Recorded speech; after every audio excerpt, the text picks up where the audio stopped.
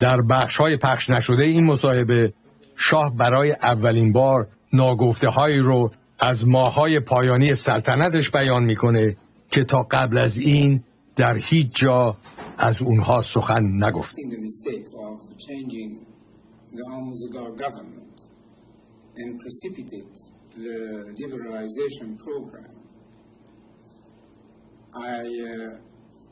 I wanted to create, as I said, a coalition to form a national government representing all shades,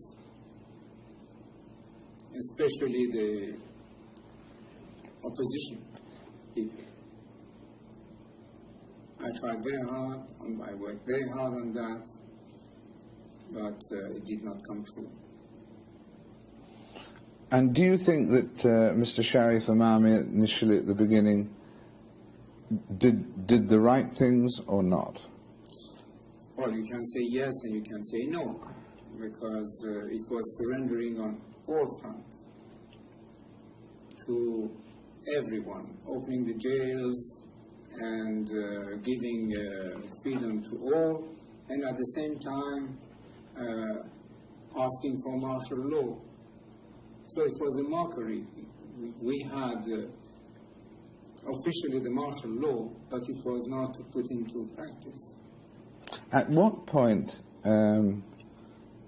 you said yesterday from September onwards, but was it really from when Sharif Amami was appointed? At what point did you decide to step back? I mean, Sharif Amami's actions were his actions, yes, or your actions? You know, with this government, they started to weigh on their own completely. He would come and see me, obviously. He would telephone to me. I would telephone to him. But the question of what the system that used to work before was absolutely changed. They would adopt and decide about things that they would never even report to me. Was there a time when you privately said to yourself, I may have to leave, before anyone suggested it to you? I was rather thinking that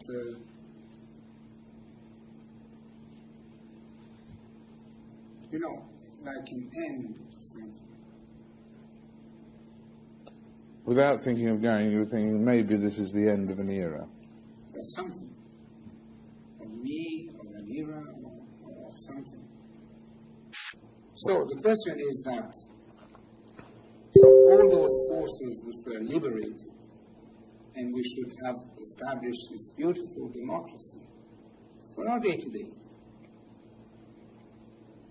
And as I said, either outside the country or in hiding.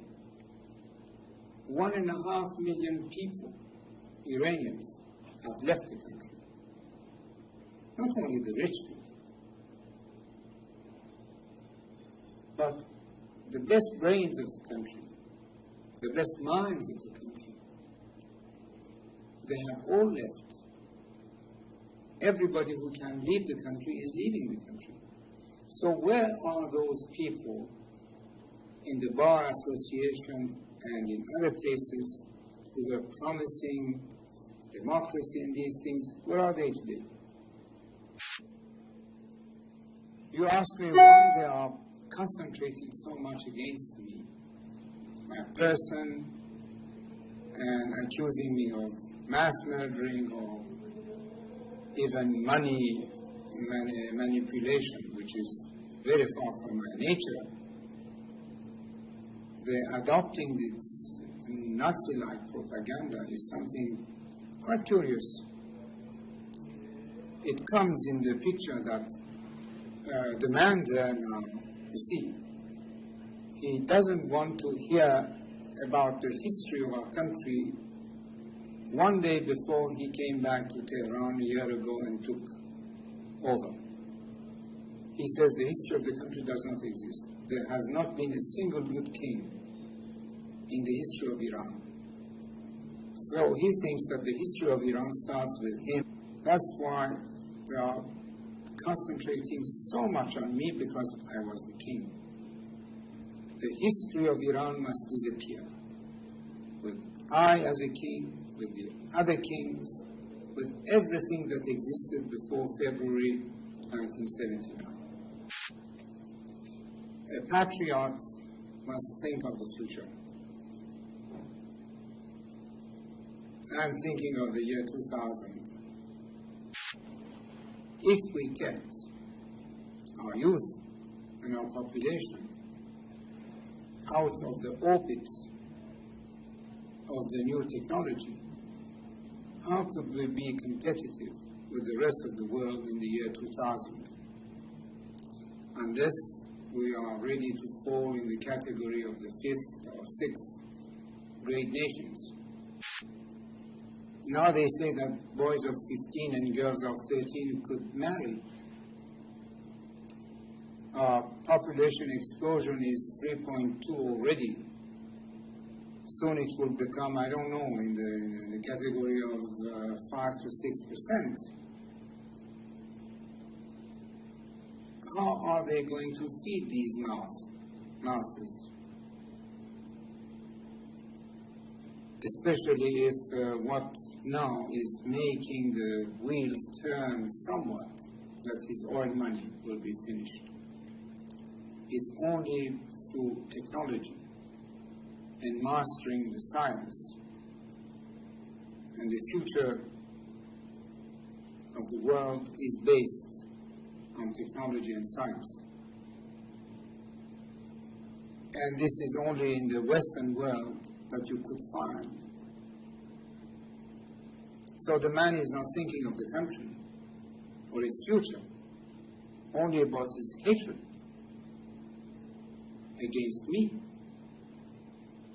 I'm thinking of the country, of our people, of our future, and he's just want to destroy what I am. That's the difference.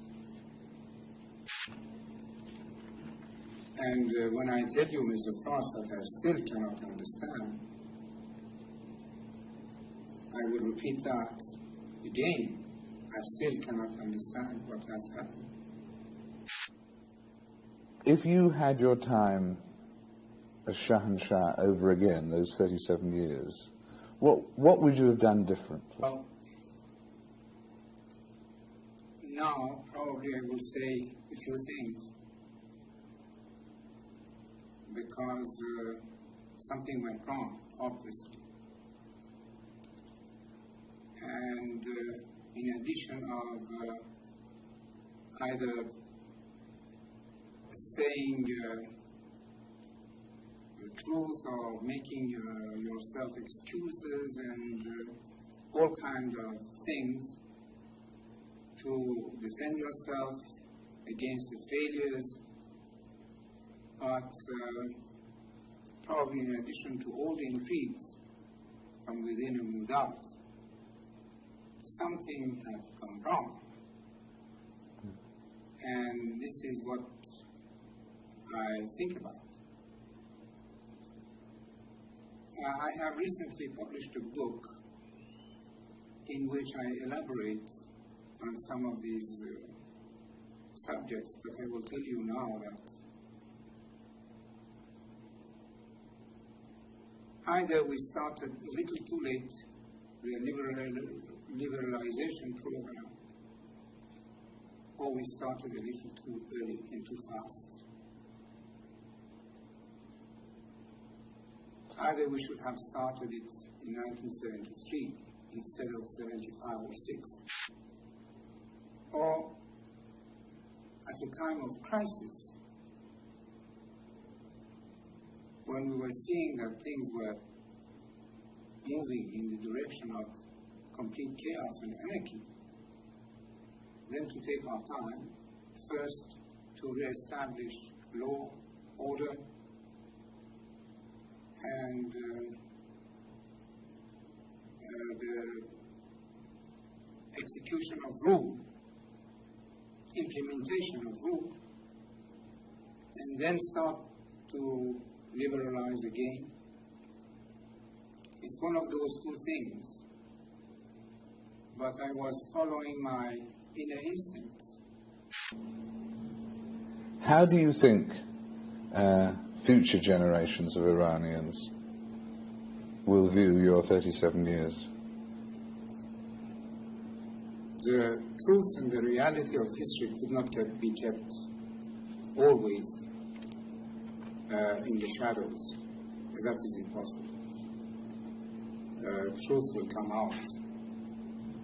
In any case, sooner or later.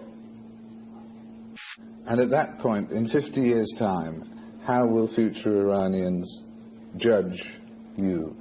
50 years, I hope it will be sooner than that. Well, whenever, I was saying, how will your people, after a period, judge you? Well, if they read history, they will see what it was before my father, what it was when I took over, and what it was when I left. Do you feel that your people let you down, or that you let your people down? First of all, when we say the people, we cannot talk about all the people. That's absolutely not true. I can say that the silent majority remains silent. And if I let my people down, it was for the purpose that I tried to explain, that a king cannot be a dictator and that a throne could not be based on blood. This is my only explanation for what it is worth. Did your people let you down, do you think? Well, the majority remains silent.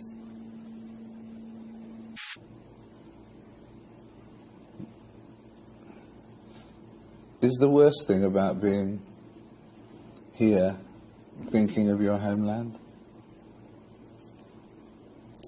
Well, here or anywhere outside my country is the same. The question is that you cannot stop thinking about your own country. What do you miss most about it? No, what I miss, or what makes me really cry, is that we could have been this year, surely by the end of '82, something quite viable. And what are we now?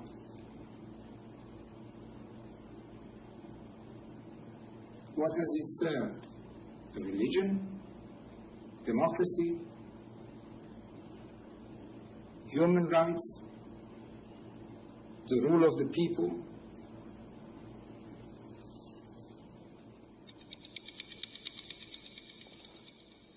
I think that's a very much.